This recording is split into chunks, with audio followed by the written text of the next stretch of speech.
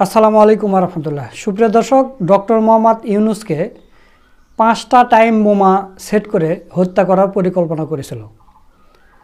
তো এই দোষটা জ্যাকব মিল্টন নামে যে লোকটা আমেরিকাতে থাকে, আপনারা জানেন, তিনি এই দোষটা দিয়েছেন সেনাপ্রধান ওয়াকারের উপর, যে ওয়াকার এবং মিলে ডক্টর মোহাম্মদ ইউনুসকে হত্যার পরিকল্পনা করেছিল। কিন্তু আল্লাহ তাআলা যাকে বাঁচিয়ে রাখবেন, গোটা পৃথিবী মিলেও তাকে হত্যা করতে চাইলে পারবে না। তো ডক্টর মোহাম্মদ ইউনুসকে কিভাবে হত্যা করতে চাইছিল আপনারা জানেন যে ডক্টর মোহাম্মদ ইউনুস তিনি আয়নাঘর পরিদর্শন করতে চেয়েছিলেন। তো আয়নাঘর যখন তিনি দেখতে যাবেন, আজ নয় কাল নয়, এইভাবে মানে অনেক দিন ঘুরিয়ে ঘুরিয়ে পরবর্তীতে যখন দেখতে গেছেন, তখন দেখা গেছে যে একটা রুমের মধ্যে কাগজ স্তূপ করে রাখছে, তার ভিতরে বোম সেট করে রাখা হয়েছিল। তো প্রিয় দর্শক, এই বিষয় নিয়ে আমার দেশ পত্রিকার একটা অনুষ্ঠানে গিয়ে তাজুল ইসলাম এই কথাগুলো বলেছেন। তো চলুন আমরা তাজুল ইসলামের মুখেই শুনে আসি সে আয়নাঘরে কিভাবে বোম সেট করা হয়েছিল। এই চ্যালেঞ্জগুলো আমরা ফেস করেছি এবং এর বাইরে গুমের তদন্ত করাটা, সারা দেশে কয়েকশো ডিটেনশন সেন্টারের অস্তিত্ব পাওয়া গেছে, যেটা গুম কমিশন পেয়েছে। এই সেন্টারগুলোতে বছরের পর বছর ধরে মানুষকে গোপন কারাগারে বন্দী রাখা হতো। এখানে তাদের টর্চার করা হতো, তাদের যে মানুষকে কত ধরনের টর্চার করা যায়, মানুষ কতটা নিষ্ঠুর হতে পারে, সেই জিনিসগুলো কিন্তু আমরা জানি। এখন এই ডিটেনশন সেন্টারগুলোর অস্তিত্ব বের করার ব্যাপারে যে আমাদেরকে চ্যালেঞ্জ মুখোমুখি হতো, এটা তথ্য পাওয়া এবং এগুলোকে আলামত যে বিনষ্ট করা হয়েছে ব্যাপকভাবে। এইখানে একটি বিষয় বলছি যে রিসেন্টলি আপনি বলছিলেন যে আপনাদের হত্যার চেষ্টাও করা হয়েছিল এই তদন্তে যাওয়ার পর প্রসিকিউশনের লোকদের। জি, এটা আমি বলেছি, গতকালকেই আমরা বলেছি, কারণ এটা 25শে জানুয়ারির ঘটনা ছিল। এটা একটা ডিটেনশন সেন্টারে। সেখানে যখন আমরা আপনারা হয়তো অনেকে জেনে থাকবেন যে আমরা ওই সময় যখন প্রধান উপদেষ্টা তার পরবর্তীতেই সফরে যান, তার আগে আমরা গিয়েছিলাম। তখন আমরা যখন এই যে ডিটেনশন সেন্টারগুলো, এগুলোকে নানানভাবে আলামত নষ্ট করা হয়েছে, রুমগুলোকে নানানভাবে ভেঙে চুরে বিকৃত করা হয়েছে, সাউন্ড প্রুফিং ম্যাটেরিয়াল ছিল, টর্চারের যন্ত্রপাতি ছিল, এগুলো সরানো হয়েছে, গার্বেজ দিয়ে নানান ধরনের ফার্নিচার, ময়লা আবর্জনা দিয়ে ডাম্প করে রাখা ছিল, যাতে করে ওখানে রেডিলি কেউ ঢুকে কিছু বের করতে না পারে। দরজাগুলো যেখানে সোজা কথায় আলামতগুলো নষ্ট করা হয়েছে। এখন এই পরিস্থিতিতে আমরা যখন এখান থেকে খুঁজে খুঁজে আলামত আমাদের তদন্ত সংস্থা বের করার চেষ্টা করছিল, আমি নিজেও সেখানে উপস্থিত ছিলাম। তো আমরা সবকিছু সরাতে গিয়ে একটা বালতির মতো আমরা তো বললাম যে এখানে কি আছে একটু দেখা যাক। তো আমাদের ইনভেস্টিগেটর প্রসিকিউটর ওরা কি করেছে, বালতিটাকে উপর করে ঢালার চেষ্টা করেছে একটু, সাথে সাথে 5টা বড় বড় সাইজের বোমা তার দিয়ে লাগানো একটার সাথে, এবং এক পাশে একটা টাইমার লাগানো, সেটা বেরিয়ে আসছে। আমি তখন সামনে ছিলাম। ভয়ঙ্কর অবস্থা। তো সাথে সাথে আমি চিৎকার দিয়ে বলছি যে স্টপ, আস্তে করে রাখো। রেখে আমরা ওই অবস্থা রেখে রুম থেকে দ্রুত সবাইকে বের করে দিলাম। দিয়ে তো ওখানে যারা দায়িত্বপ্রাপ্ত ছিল অফিসার, তাদেরকে আমরা বললাম যে এটা কিভাবে আসলো। তো অনেকগুলো আমরা জানি না, এটা তো আপনাদেরই এলাকায় জুরিসডিকশনে। তো এরপরে আমরা ওইটাকে সিল করে দিয়ে চলে আসি। চলে এসে পরের দিন 26শে জানুয়ারি আমরা bomb disposal unit rapid action ব্যাটালিয়নকে আমরা চিঠি দেই যে এখানে এই জিনিস আছে, এটা আপনি তাড়াতাড়ি নিষ্ক্রিয় করার ব্যবস্থা করেন। 27শে জানুয়ারি ওনাদের পুরো টিম গিয়ে বোমাগুলোকে বের করে নিয়ে এসে নিষ্ক্রিয় করেন, এবং এর পুরো জিনিসগুলো কিন্তু আমরা ভিডিও চিত্র ধারণ করেছি। এই ব্যাপারে জিডি হয়েছে, ওই বোমাগুলোর যে বিস্ফোরণের পরে আলামত সেগুলো জব্দ আছে, এভরিথিং ইজ ফুললি ডকুমেন্টেড। এবং আমরা তখন তাদেরকে বলি যে যেহেতু প্রধান উপদেষ্টা এগুলো দেখতে আসবেন, আপনারা ভালো মতো সুইপ করেন, কারণ উনি আসার পরে যদি এই ধরনের ঘটনা ঘটে তাহলে পুরো জিনিসটা কত ভয়াবহ হবে। এরপরে সুইপ করা হয়, এবং আমরা তখন কিন্তু এই বিষয়টা নিয়ে কথা বলতে চাইনি, কারণ এটা প্রধান উপদেষ্টার সফরকে বাধাগ্রস্ত করতে পারে। সবকিছু মিলিয়ে আমরা আমাদের কাজের স্বার্থে এটা বলিনি। কিন্তু এই কথাটা গতকালকে বলার কারণটা হচ্ছে যে আমাদের ব্যাপারে একটা সিন্ডিকেটেড অপপ্রচারের জন্য পতিত সরকারের দোসরেরা একটা প্রজেক্ট নিয়ে নেমেছে, এবং এই ব্যাপারে আমরা নানান তথ্য প্রমাণাদি আমাদের হাতে এসেছে। একজন গ্রেপ্তারও হয়েছে। ট্রাইব্যুনালকে স্ক্যান্ডালাইজ করা, বিতর্কিত করা, এবং আমি সেই প্রশ্নেই যাচ্ছিলাম যে শুধু এই ঘটনা না, এই ট্রাইব্যুনালকে নানাভাবে বিতর্কিত করার জন্য নানা ধরনের চেষ্টা হয়তো আছে বিভিন্ন মহল থেকে। আপনি আরেকটা কথা বলছিলেন যে টাকা খরচ করা হচ্ছে, আওয়ামী লীগ এবং তার দোসররা বিপুল অঙ্কের টাকা খরচ করছে, এই কথাটি আপনি রিসেন্টলি বলেছেন। এটারও যদি একটু এক্সপ্লেইন করেন একই সাথে। জি, যেটা বলছিলাম যে ওরা এই ধরনের কাজ যে করছে সেই তথ্য প্রমাণাদি আমাদের কাছে এসেছে এবং ক্রমাগত আসছে। দেশের বাইরে তো আপনারা এটা মিডিয়াতেও জেনেছেন যে বহু টাকা দিয়ে তারা লবিস্ট নিয়োগ করেছে এবং তাদের হাতে যেহেতু অবৈধ অর্থ আছে, বিশ্বব্যাপী ইন্টারনেট কেন্দ্রিক অপরাধের মাধ্যমে নানানভাবে স্ক্যান্ডালাইজ করা, প্রশ্নবিদ্ধ করার চেষ্টা, আমাদের প্রত্যেককে টার্গেট করে করে সেটা করার চেষ্টা তারা করছে। দেশের মানুষ তো আপনাদের সাথে আছে। হ্যাঁ, ইনশাআল্লাহ। বাংলাদেশের 18 কোটি মানুষ তো আপনাদের সাথে আছে। লিমিটেড কিছু ষড়যন্ত্রকারী কিংবা স্বৈরাচারের দূষর, ফেসিবাদের দূষর ছাড়া বাকি লোকজন তো আপনাদের ওভারওয়েলমিংলি আপনাদেরকে সাপোর্ট করে যাচ্ছে। নিশ্চয়ই আমরা দেশবাসী, সেটাই তো আপনাদের বড় শক্তি। এটা দেশবাসীর প্রতি কৃতজ্ঞ। দেশের জনগণ যারা এই বিপ্লবটা করেছেন তারাই আমাদের শক্তি এবং তারাই এই বিচারকেও সফল করবেন। তো আমরা তাদেরকে মেসেজ দিতে চেয়েছি এবং যারা বলার চেষ্টা করছিল যে এতদিন কোনো কাজ হয়নি, তো সেটা ব্যাখ্যা করতে গিয়ে আমরা বলেছি এতটুকু যে আমাদের তদন্ত সংস্থা যে কাজ করেছে এবং করছে শুধু তাই নয়, যে এইখানে এই ধরনের জীবনের ঝুঁকিও ছিল। ওই বোমাটা আমরা পরে তাদের কাছে জানতে চাইলাম ডিসপোজাল ইউনিটকে যে কতটা শক্তিশালী ছিল। তো 5টা বোমা একসাথে গাঁথা ছিল।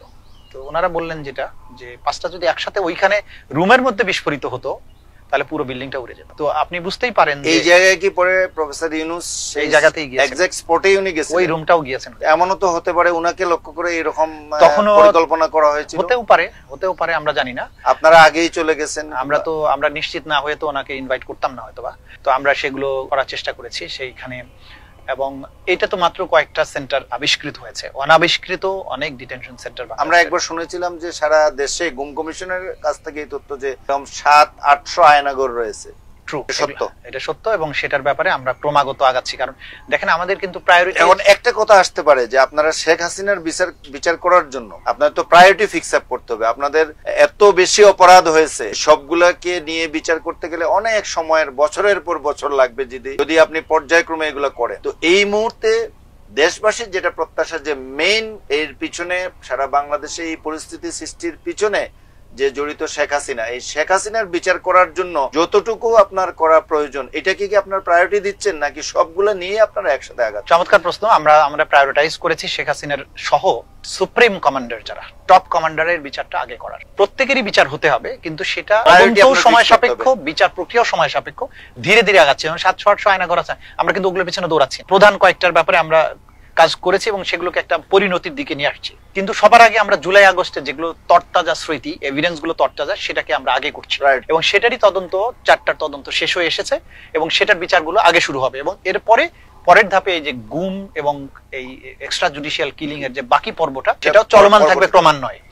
দর্শক, আপনারা অ্যাডভোকেট তাজুল ইসলামের মুখে শুনলেন যে কিভাবে ডক্টর মোহাম্মদ ইউনূসকে হত্যা করার পরিকল্পনা করা হয়েছিল, সেটা নস্যাৎ হয়ে গেছে।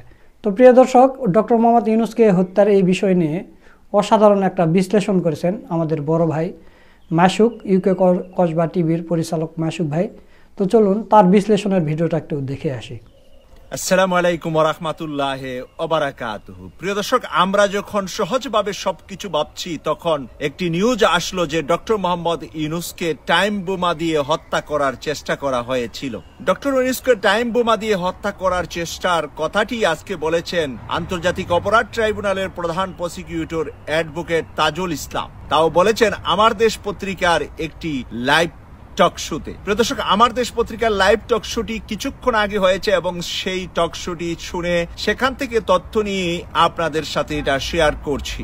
যখন ডক্টর মোহাম্মদ ইউনূস স্যার প্রায় 7 মাসের মতো সময়ের পরে গিয়ে আয়নাগর পরিদর্শন করতে যাবেন, আয়নাগর পরিদর্শন করার আগ মুহূর্তে সেই আয়নাগর গুলা দেখার জন্য গিয়েছিলেন অ্যাডভোকেট তাজুল ইসলাম এবং তার টিম। তার টিম সহ দেখার জন্য যাওয়ার পরে তিনি একটি জায়গায় দেখতে পেলেন একটি বালতির মধ্যে কি যেন জিনিসপত্র আছে। ওই বালতিটি ওনার টিমের সদস্যরা যখন উল্টাচ্ছিলেন, তখন দেখতে পেলেন একটি কেবেলের সাথে আরেকটি কেবেল জোড়া দেওয়া এবং একটি টাইম বুমের যেই টাইমিং সিস্টেম আছে, ওই সিস্টেম সহ 5টি বোমা একসাথে দেখতে পান। সেটা দেখার পরে তাড়াতাড়ি তারা সেখান থেকে সরে পড়েন এবং সেই বিল্ডিংটি সিলগালা করে দেন। সিলগালা করে দেওয়ার পরে র্যাবকে সেটা জানানো হয়। পরদিন র্যাবের বোমা বিস্ফোরণের যেই উচ্চ লেভেলের পারদর্শীরা আছে, তারা সেখানে যান এবং সেখানে গিয়ে তারা 5টি বোমা এনে 5টি বোমা নিষ্ক্রিয় করেন। এই ঘটনাটি ঘটেছে যেদিন ডক্টর মোহাম্মদ ইউনূস স্যার সেই আয়নাগর পরিদর্শন করতে যান তার কয়েকদিন আগে। প্রিয় দর্শক, তার কয়েকদিন আগে ঘটনাটি ঘটলে আজকে কেন উনি বলছেন এবং এখন কেন উনি বলছেন? এখন এই কারণে বলছেন যে তখনকার সময়ে বিষয়টা যদি জানাজানি হতো, ডক্টর মোহাম্মদ ইউনূস স্যারের আয়নাগর পরিদর্শনটা ব্যাঘাত সৃষ্টি হতো এবং সেই ধরনের বিষয় নিউজ হলে কেউ উনার পক্ষে বিপক্ষে বিশাল আলোড়ন সৃষ্টি হতো। সেই কারণে উনার না যাওয়ার বিষয়টাই সিদ্ধান্তে আসতো। তাই এখানে গোপনীয়তা রক্ষা করে সরকারের সর্বোচ্চ সিকিউরিটি নিয়ে তারা ডক্টর মোহাম্মদ ইউনূস স্যার সহ উপদেষ্টাদের কয়েকজন সহ এবং আয়নাগরে যারা বন্দী ছিলেন সেই বন্দীরা সহ অনেকেই সেখানে গিয়েছিলেন। প্রিয় দর্শক, আমরা আজকের এই লোমহর্ষক কথা থেকে তাজুল ইসলাম সাহেব বললেন যে শত্রুরা থেমে নেই, শত্রুরা এখন বস্তা বস্তা টাকা খরচ করছে কিভাবে আন্তর্জাতিক অপরাধ ট্রাইব্যুনালের কার্যক্রমটা বন্ধ করে দেওয়া যায়, কিভাবে এই ট্রাইব্যুনালে যারা কাজ করেন তাদেরকে ক্ষতিগ্রস্ত করা যায়। তারা হুমকিতে আছেন, তারা অনেকটাই সিকিউরিটি থাকার পরেও যেন অনেক সিকিউরিটির অভাব আছে তাদের জন্য। বাংলাদেশে আমরা জানি যে গণবসতি, দেশের মানুষ রাস্তাঘাটে যানজটে বিভিন্নভাবে বিভিন্ন সময় তাদের বিভিন্ন জায়গায় যেতে হয়। সেই কারণে তাদের উপরে রয়েছে দুষ্কৃতিকারী সেই আওয়ামী লীগের বিভিন্ন মহল থেকে এবং ভারতের পক্ষ থেকে তাদেরকে কিভাবে হত্যা করা যায় বা তাদেরকে কিভাবে শেষ করে দিয়ে এই আয়নাগর প্লাস এই আন্তর্জাতিক অপরাধ ট্রাইব্যুনালের কার্যক্রম বন্ধ করে দেওয়া যায়। প্রিয় দর্শক, এই সমস্ত বিষয়ের মাঝখানে যদি কেউ বলে উঠে আমরা ইউনূস সরকারকে চাই না, নির্বাচন চাই, জলদি নির্বাচন দিয়ে রাষ্ট্র ক্ষমতা রাষ্ট্রের পরিবর্তন করতে হবে, তাহলে এই বুমের সাথে জলদি নির্বাচন, তাড়াতাড়ি নির্বাচনের কোনো যোগসাজ আছে কিনা এটা কিন্তু এখন ভেবে দেখতে হবে। কারণ তাড়াতাড়ি বা জলদি নির্বাচনের সাথে ডক্টর মোহাম্মদ ইউনূসকে হত্যা করার জন্য সেখানে টাইম বোমা রাখা হয়েছিল কিনা তাজুল ইসলামকে যখন জিজ্ঞাসা করেছেন আমার দেশের যেই উপস্থাপক তিনি, তখন তাজুল ইসলাম বলছেন যে জি, এটা উড়িয়ে দেওয়া যায় না, কারণ এটাই তো তাদের হয়তোবা পরিকল্পনা ছিল। আমরা আগে পরিদর্শন করে জায়গাগুলাকে দেখতে যাওয়ার কারণেই তো আমাদের কাছে এটা ধরা পড়েছে এবং আমরা সেভাবে সবগুলা জায়গা দেখে পরিদর্শন করে সিকিউরিটিটা সম্পূর্ণভাবে আমরা দেখে তারপরে আমরা ডক্টর মোহাম্মদ ইউনূস স্যারকে সেখানে নিয়েছি। আমরা আজকে ডক্টর মোহাম্মদ ইউনূস স্যারের এই বয়সে এই সময়ে বাংলাদেশের হাল ধরার জন্য ওনাকে বিদেশ থেকে আমরা ধরে এনে দায়িত্ব দিয়েছি। আর উনি নতুন বাংলাদেশ গড়ার জন্য যা দেখাচ্ছেন, যা করছেন, এবারের রমজানে দরিদ্র মানুষের দোয়া যে ওনার উপরে পড়েছে এবং বিদ্যুতের অভাবে কারো তারাবির নামাজ, কারো ইফতারিতে, কারো মাগরিবে কোনো জায়গায় কোনো ধরনের সমস্যা হয়নি। সকল সমস্যার মোকাবেলা করে এবং বাংলাদেশের মানুষের আগের চাইতে কম মূল্যে খাবার দাবার থেকে শুরু করে সব কিছুতে সুবিধাজনক অবস্থানে 8 মাসে একটি রাষ্ট্র আনতে পারে শুধুমাত্র, তাহলে আমরা যে 20 টাকা কেজি পেঁয়াজ খেলাম, এর আগে এটা 100 টাকাও যদি ধরি, 100-র উপরেও ছিল। আমরা জানি যে রমজানে 120, 150, 150 টাকা, 200, 250 টাকাও পেঁয়াজের কেজি শেখ হাসিনার আমলে আমরা শুনেছি। আপনারা ভালো করে জানেন, যারা দেশে আছেন তারা হয়তো কমেন্টস করে লিখবেন যে সর্বোচ্চ কত টাকা দামে পেঁয়াজ আপনারা এর আগে কয়েক রমজানে খেয়েছেন। তাই এবারের রমজানে আপনারা সর্বোচ্চ 25-30 টাকায় পেঁয়াজ খেয়েছেন। তো এই জায়গাটায় যে মানুষটা মাত্র 8 মাস সময়, রমজানটা হয়েছে ওনার 6 মাস থেকে 6.5 মাস, মানে 7 মাসের সময়ে ওনার দায়িত্ব নেওয়া 7 মাসের সময়ে রমজান হয়ে গিয়েছে বাংলাদেশে। সেই রমজানে 7 মাস বা 6 মাস সময়ে একটা রাষ্ট্রে যদি এত কিছু